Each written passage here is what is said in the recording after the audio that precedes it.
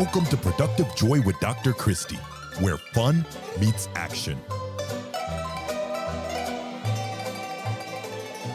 Hi, friends. Welcome to Productive Joy. It is another great day to have a great day, and I am so excited that you have joined Julia and I today as we are going to talk all things productive joy.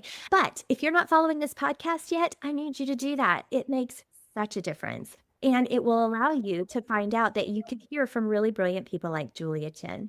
So Julia is lots of things. Let me introduce her to you. So she is the CFO of Health in Tech, but she's also a mom to a 16-year-old boy. Oh my goodness, that's all the things. She's a foodie who is very willing to try new things. She loves Japanese food, Korean food, Italian food, French food, and anything else. But the part she loves the most is sitting with friends and breaking bread together, which I think is the most important part about being a foodie. She's also a critical thinker. She's fiercely independent. She loves to try new things, but her current thing right now is really to think about preventative care because this is all about health care, not sick care. And as somebody who is taking care of an ailing father, I could not agree more. And she's our guest today. Julia, welcome to Productive Joy. Thank you. Thank you for having me here. Thank you. I appreciate it. Very excited for this opportunity. Yeah, we're getting ready to have some fun, but here's the reality. We need to capture our audience and get them super excited about the next 30 minutes. So what would you say to them in like 30 seconds that would make them go, oh my gosh, I really want to listen?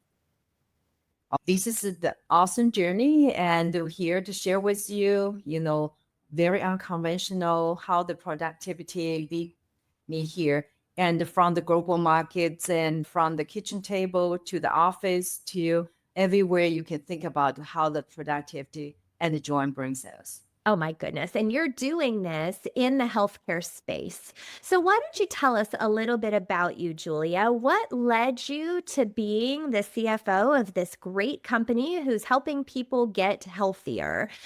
Give us a little bit of your journey. You can start wherever you want. Oh, awesome. Yes, great question. So my background has been always in the financial services and the CFO and the different sectors. I started with manufacturing. I worked for, General Motors, Johnson, Whirlpool, and then I transitioned to FinTech and mainly it's the Citigroup. I worked there for 40 years and with the different journey and understand how the technology really changed the banking situation and the status. So fast forward and look at the insurance really is a sector with almost 6 trillion market when we're looking at healthcare 4 trillion and insurance 2 trillion market in the US with very little innovation. So that lead our company to be in the market and provide the automation and the AI-backed technology to help the small business. So our customer is a small business when the small business owner looking for the healthcare medical insurance for their employees today, it's very limited choice they have. And, the healthcare cost is always higher. And our platform is able to provide the service and the product, which they can have very fast way to get their healthcare insurance and also have relatively lower cost. So we gave a small business a choice. And through the technology, through the AI and through the machine learning, make things much more faster, productive, and bring the joy and the happiness to the community, to the small business. Because, I was always saying the competition, it brings down the cost. So when you have a choice, when you compete in the market, you have to do better. So that's our platform does. I love the way you phrased that. So you have to do better, right? Like when there is competition, when somebody else could be taking your customers, you got to pay attention. And I also appreciated what you said about innovation and the importance of innovation, not just in healthcare, but in life, right? We have to think about things differently and do things differently to keep up. So, what prompted you to be a part of healthcare specifically? You said General Motors and you talked about Whirlpool, other places that didn't have anything to do with healthcare, and then you transitioned. What was your calling, or was it a calling that brought you over into this space? So I always love to solve the problem. So when I start in the manufacturing and I see how, ERP, ACP drastically changed the company's resource allocation, the productivity, and the profitability. So from there, and I was very fortunate in the hire handpicked by the CEO join the city and try to solve the problem of how to make City to be the largest foreign bank in Singapore at the time. So when look at how the process work and how the innovation can change. And when I joined the banking, I said, oh my God, the banking is almost 10 years behind the manufacturing in terms of process, in terms of innovation, then I was able to leverage my experience in the manufacturing and then look at not only from the financial perspective, analytics perspective, but also the process, how we can automate the things, how we can change things differently. So I bring outside in perspective and join the banking. And before I know it, it's 14 years with Citi. I was in Singapore, I was in the US, and I was in the finance division. I was in credit card business and the mortgage, secure lending, then commercial banking. Then the US, I was in the distribution, the entire consumer banking, global banking business. Then eventually 2016 was Citi started FinTech. And our CEO handpicked the people and say, well, let's start the unit because that was the time PayPal just started to be disruptive. And we said, instead of somebody else take our lunch, why not let's us disrupt ourselves? Because we do not want to be a next Kodak. We do not want to be next Zurich. So let us to look at that. So that's how I joined the Citi FinTech when we look at the technology to change day-to-day banking. So make the example, now everybody very comfortable do a mobile check deposit. They take a picture, you can deposit your money. But I would tell you that technology started 2013. And then Citi started to build out 15, 16. It takes near 10 years for consumer to change the behavior, for people to understand, to people to be comfortable. I remember we started to promote that. People say, oh my God, how can we trust, just take a picture? You can have my money in the bank account, maybe money disappeared, all this, right? So the technology, the adoption of technology takes some time, but you look at the benefits of it, because at the end of the time, we look at that most of the activity people can do at home rather than go to branch, right? So when you go to branch, it's a long queue. You have to wait, just do something simple. So the migration of the behavior change is enabled by technology. So when I look at the insurance, the part of insurance we do is really underwrite the insurance. I don't want to get too nerdy on the mathematics, all these things, but in the end day, when you're looking at how people choose the insurance product, how fast you can do that. In one thing I would say it will resonate to everybody, even today. If you go to a website, you say, I want to get the insurance. You go to any website, you can put in your information. Did you buy any insurance? The answer is no. What happened? You get 100 phone calls by different people calling you, right? So we do not like that. We change that. So on our platform, so when the broker comes in, they want to shop for insurance for the business owner, they input the information. You do not get a phone call. You have a buy button. When you press that, you literally bought the insurance product for the healthcare for all the employees for that company. So that is remarkable, right? So think about, if you look at my background is I'm passionate about to solve the problem, not just, solve the problem through technology, but also look at the financial question.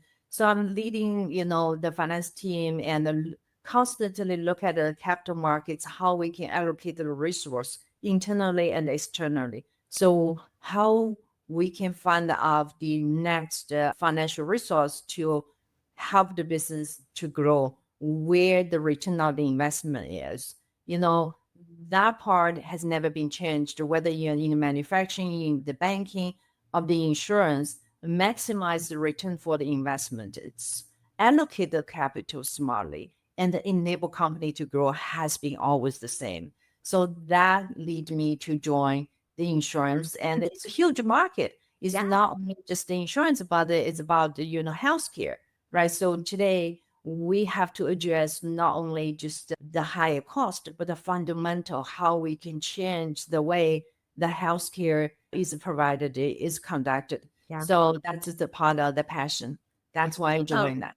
your passion is clear. And what I think your passion is stemming from is your desire and ability to solve problems, right? You look at things and you go, ooh, there's a better way to do this. And, you made some statements that I think we all know to be true, but probably have never given a lot of thought to. And that's that 10-year gap it takes people to change behavior, right? So whether it was mobile checking, which you think about, in our lifetime, it's gone from everybody wrote a check for everything to nobody even has a checkbook anymore. And there's so many shifts that have happened, but you're right. It's slow. It's not quick.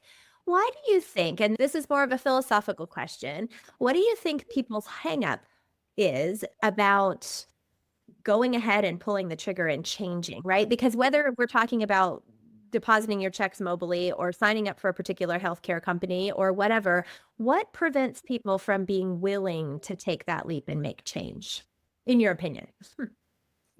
It's a habit, is the being comfortable, right? So I always think people always say old habit die hard. Yes. So it's very difficult to change the habit, unless people get one is very uncomfortable, they have to change. Two, they really see the benefits, right? So if you think about even Amazon shopping, it takes time for some people to adapt to say, oh, now I only click the button and I can get my things delivered the next day or the same day.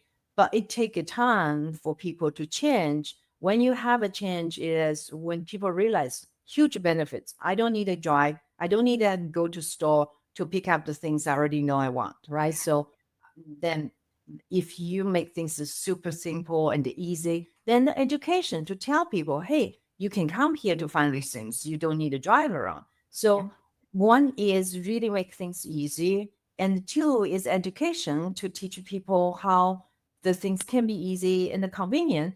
And the three is the habit. So I always believe change is driving by necessity. So people, if it's not necessary, they don't want to make change, right? So there will be still have a lot of people today go to branch, just try to deposit check, just try to take the money out rather than ATM.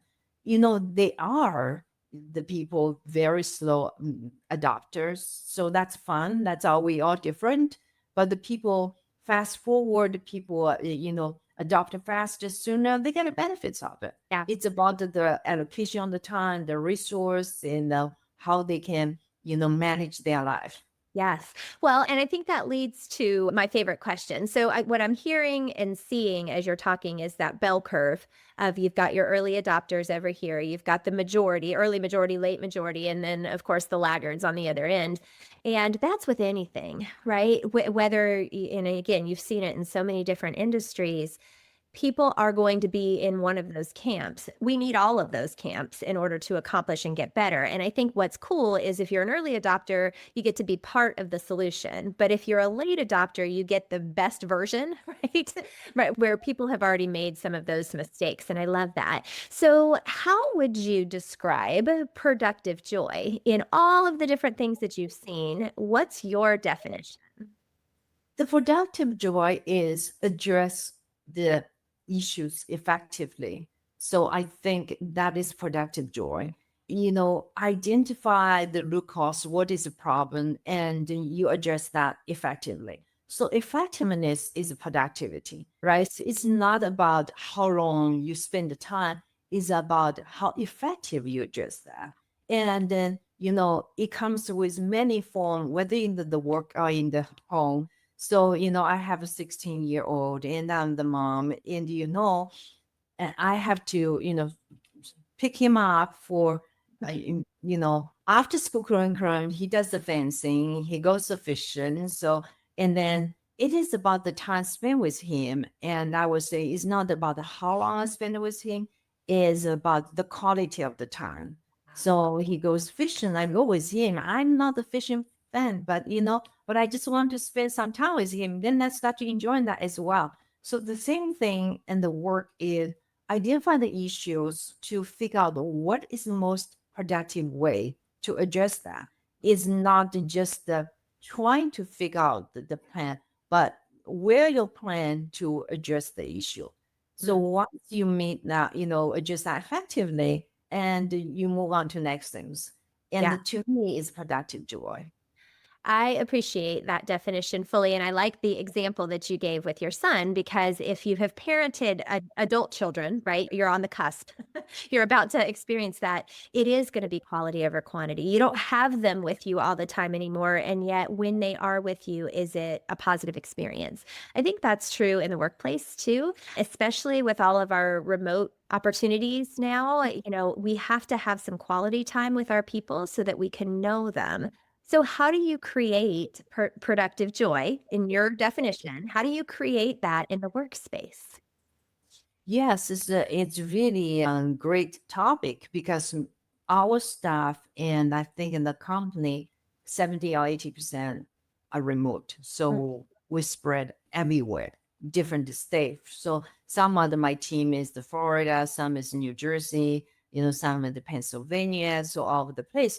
But we meet regularly in the Teams call. So we talk to each other regularly.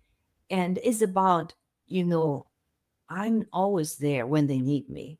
And also establish a process, train them so they will know what is their responsibility. I gave my team full autonomy to do within their job scope. And so they are accountable for the result. So I do not, and it's often tell their team because it's not such things work-life balance. I would say work and the life harmony. So the work and the life you embed into the situation. I have some, team member. She has to go to, morning drop off the kids, afternoon pick up kids. And then there are some people have to go to, take care of the health issue, go to see the doctor. That's fun. And to me, it is about accountability when they need to get their task complete, when they are fulfill their responsibility. It's not about you have to be there 9 to 5, right? So it is about you are there, you're in charge of that task, and you own that. So then they can, manage their time. I have a team, just to get on the work and a few hours later, and then they stay later. Some people different time. As long as they get out, let other people know, other people can schedule meeting for them, which was your calendar and the block with the time, make the time variable. So that's all fun because the other thing is we do not want to micromanage people's life. Everybody have their own life. Yes. And I truly give them power, empower them to do this stuff, empower them to live balance, you know, home balance, the work balance, everything. It's hard, right? So it's a harmony. They have to figure out their cadence. They have to figure out what work best for their individual situation. Yeah. So that is the joy. That's to me, they know they will be comfortably do some things they need to do for the family as well, not only just for the office. You just dropped some nuggets of gold. So I love the idea of harmony, right? Not balance, but harmony. How are these things working together? And what are we teaching our children about work? What are we teaching them about fun and life and all of those things? The other thing that I heard you say that is worth repeating is to trust your team. So when you give them a task, trust that they're going to get it done. Do not micromanage. Are you at work at 8 a.m.? Are you already at your desk? Is your team's green light on? Or are you out playing hooky? The 8-hour workday was designed for factory work, and that's not what we're doing anymore. It's really about, did you get your stuff done? And did it take all night? Okay, then you work all night. Did it take 2 hours and you were done that day? Great, that works too. I am so grateful for leaders like you who recognize the power of empowering your team. So well done. High five. That's just good stuff. Good stuff. So I want to, there are lots of things that I want to talk to you about, but I know that people won't listen forever. So I do have another thing I want to bring up because of the health in tech concept and where you are in your space right now. And that's the difference between healthcare and sick care, and how we need to be more preventative in what we're doing to take care of the humans. What piece of advice would you give our listeners to recognize that we have more influence over our health than we might realize? And how does insurance play into that? Yeah, so human body is really amazing. So a lot of times when you have right lifestyle, you eat right and you work out, and a lot of things will take care of itself. So, when we look at the insurance equation, is really when somebody really gets sick or somebody really need help, and then the cost incurred, then there will be another layer of protection. So people know that, not only their own financial resource, but the insurance will come in.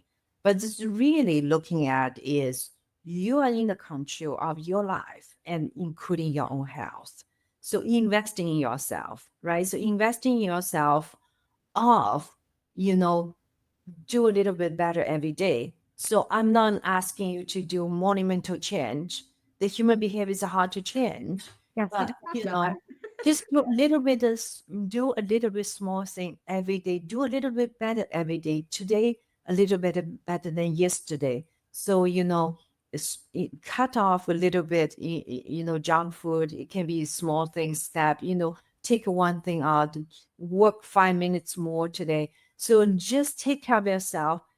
You are not conquering the world. So don't give yourself too much stress, but do a little bit of things every day, a little bit better. So you are the one manage your life and your house, nobody else. Yeah. So do not rely on other experts to tell you. You can read a lot of things. If you don't do it, doesn't matter. So it's about you manage it, and you have to do it better a little bit every day. Yeah. What you said is very simple.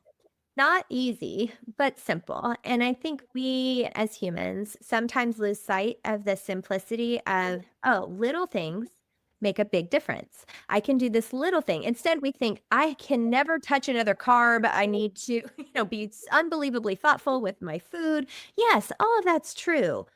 But little, like, don't eat all of the ice cream in the carton, eat a little serving of it, right? So I am just appreciative. I'm appreciative of your practicality. I'm appreciative of your openness, and I'm appreciative of your leadership style and how you recognize that we can't control what anybody else is doing. We can only influence it. And it seems to me like you have a pretty powerful influence over not just yourself and your sweet son, but also the people that you work with and for. And I am really grateful that you chose to share your brilliance on Productive Joy. Thank you so much. So how would people find you if they wanted to reach out to Julia and say, hey, I have a small business that I am really interested in getting some insurance for, or hey, I just want to pick your brain because I'm about to get a CFO position? How would people find you? Yeah, please find us in the LinkedIn, where you can find us in the housing tab, which is my wedding I had, and HIT. So it's very easy. And I don't need you to remember because all those address, all this is very difficult. If you just search HIT, and I always joke about if you don't remember, I'm going to hit your HIT. So it's easy. You look at it, housing tech insurance. You can find us on all the social media, Instagram, LinkedIn, and everywhere. So, I'm sure just drop us a lot of message. We're here to help. Perfect, Julia. Thank you. So I do have some rapid fire questions for you. Are you excited and willing? Yes. Okay. Question number one. What is your definition of fun? Okay, my definition of fun, I'm very foodie. My fun is trying new different restaurants and explore different cuisine with friends. With friends. And I love that caveat. I think that's super important. How do you know that you are showing up as your authentic self? Just to be yourself. And I think, a lot of time just to be comfortable and to be yourself. Yeah. The comfortable part is the part that I think we all need to work on, right? Like just recognizing, oh, this feels good, right? That means you're showing up authentically. How do you channel your best self on your worst days?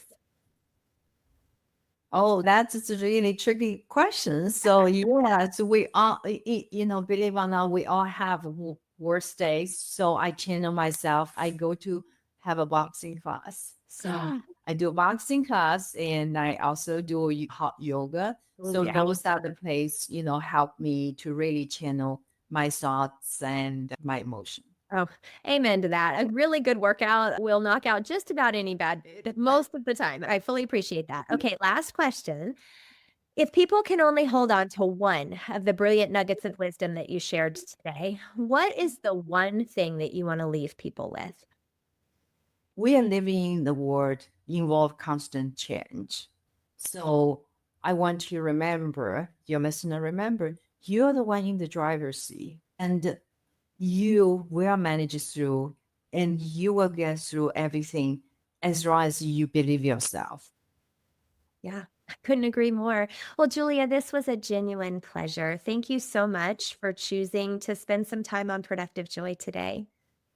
Thank you for having me. I appreciate that. Thank you. It's fun. And listeners, y'all, please take some of these nuggets of wisdom and use them, right? She talked about being a disruptor, which I think is such an important thing, or recognizing that if you trust your team, they will do the work and they will do it well. And that there is a difference between healthcare and sick care, and we need to be thoughtful about that healthcare.